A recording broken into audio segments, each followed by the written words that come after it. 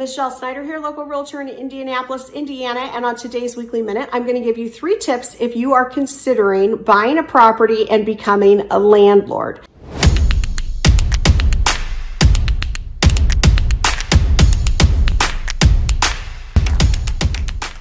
Number 1 is you want to do a background check, reference check, and credit check on any future tenants moving into your properties. It's going to save you a lot of time and headache, and it's going to make sure that it's a good fit for you and all parties involved.